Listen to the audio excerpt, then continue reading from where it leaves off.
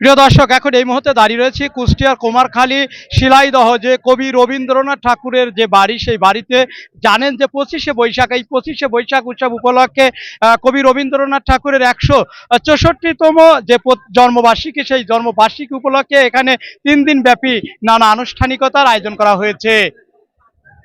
3 দিনের আজকে দ্বিতীয় দিন, সরাসরি আপনাদের এই কুষ্টিয়ার কুমারখালী যে শিলাইদহ কবি রবীন্দ্রনাথ ঠাকুরের যে বাড়ি, সেই বাড়িতে কিন্তু 3 দিন ব্যাপী যে অনুষ্ঠান, সেই অনুষ্ঠানটি সরাসরি ভিতর থেকে আপনাদের একটু দেখানোর জন্য চেষ্টা করব। দেখতে পাচ্ছেন এটি প্রধান যে ফটক, সেই ফটক দিয়ে কিন্তু দেখতে পাচ্ছেন এখানে হাজার হাজার দর্শনার্থী, তারা কিন্তু এই যে 164তম জন্মবার্ষিকী, সেই জন্মবার্ষিকী উপলক্ষে কিন্তু তারা ভিতরে এসেছে এবং এখানে যে 3 দিন ব্যাপী নানা আনুষ্ঠানিকতা, সেই নানা আনুষ্ঠানিকতায় অংশগ্রহণ করেছে। বিস্তারিত ভিতর থেকে আপনাদের একটু দেখানোর চেষ্টা করব।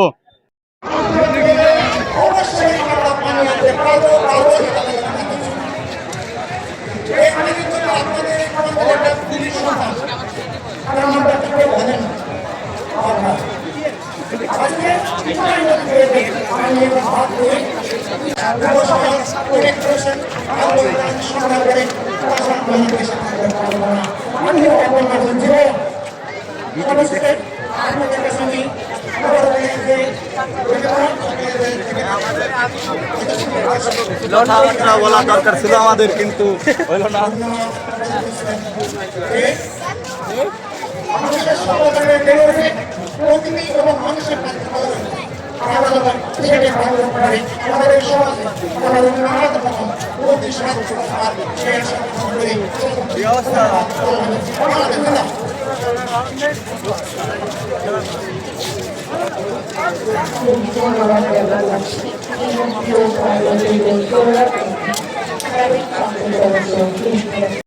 মধ্যে দিয়েই হয়েছিল তার নোবেল পুরস্কার।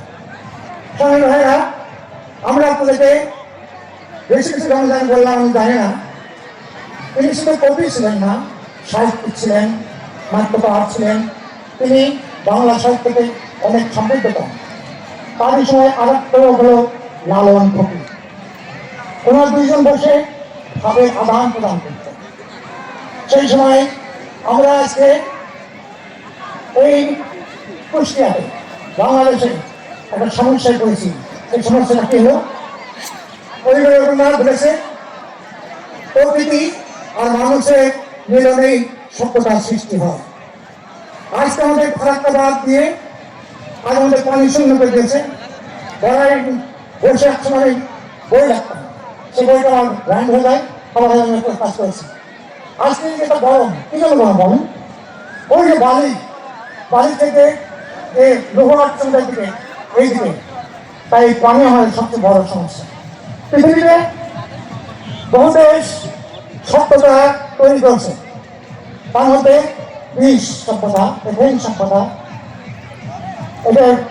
এটাকে সমুদ্রের ধারে এটা গড়ে উঠেছিল।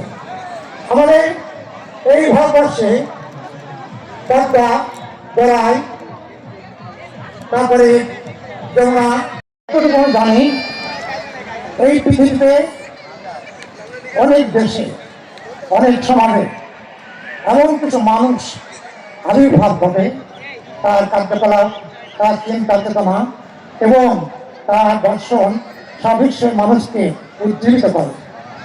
এখানে বলতে হলে শিলাইদহ থেকে মোহাম্মদ হাফিজুল ইসলাম বকুল, বিটিভি নিউজ, কুমারখালী, কুষ্টিয়া।